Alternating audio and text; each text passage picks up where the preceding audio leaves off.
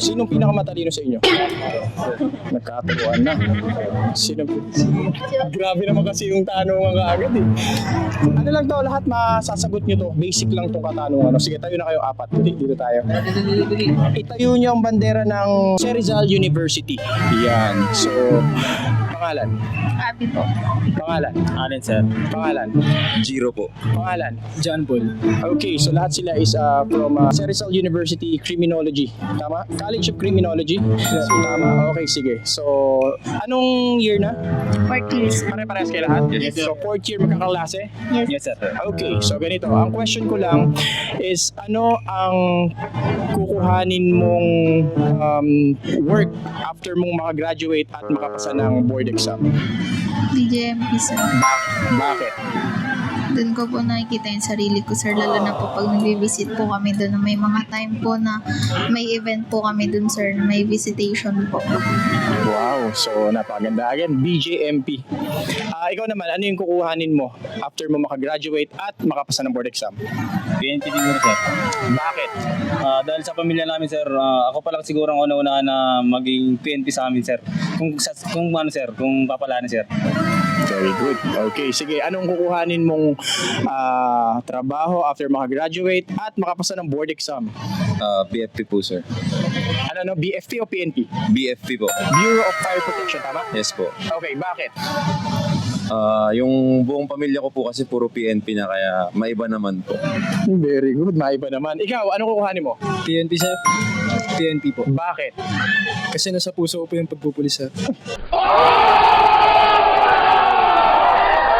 Grabe, solid dyan. Okay, pero hindi yan ang pinakatanong natin. Ang tanong natin para sa iyo, okay, kumpletuhin ang kasabihan.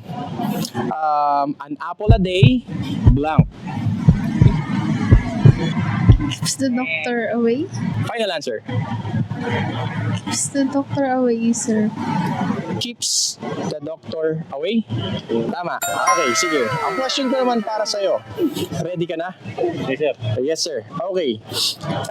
Ano ito na ginagamit ng tatay mo, na ginagamit din ng mama mo, na ngayon ay ginagamit mo na po pwedeng gamitin ng asawa mo? Siguro, sir, ano?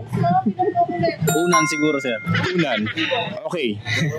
Same question. Same question. Ano ito na ginagamit ng tatay mo, na ginagamit niya sa mama mo, na ngayon ay ginagamit mo, na po pwede mong ipagamit sa future na magiging asawa mo at anak mo? Kumot, sir. Okay, same question. Ganun din, ano ito na gamit ng tatay mo, na ginagamit ng mama mo, na ginagamit mo ngayon at pwede mong gamit or pwedeng gamitin na magiging future na asawa mo at ng mga anak mo? Ugali, sir. Ugali. So kayo, ano sagot? Ano sagot? Apelido. Ano sir? Apelido. Ano yun? Kahapon na nangyari sir? Bumabiyaya ko, iniisip ko yung sagot ko. Mali yung sagot ko. Kaya ano iniisip gamit ng tatay mo, na ginagamit ng nanay mo, na ginagamit mo rin at maaaring gamitin ng iyong asawa in the future? Well, pera. Siyempre, sahod yan. Final answer? Final na. Kaya iniisip ko habang nasa biyaya ko. Thank you very much. Salamat salamat. Boro, Olaging, Abok, and Ferrer. Kaano-ano mo si Sir Olaging nag-NCRPO R8? Dito ko po, sir. Tito mo, naging boss ko siya. Pa-regards. Dati sa R8 siya. Nag-Northern Police District siya, di ba? Valenzuela ba? Hindi. Northern, saan ba yung ano? Yung support ng Nabotas. Pa-regards sa kanya.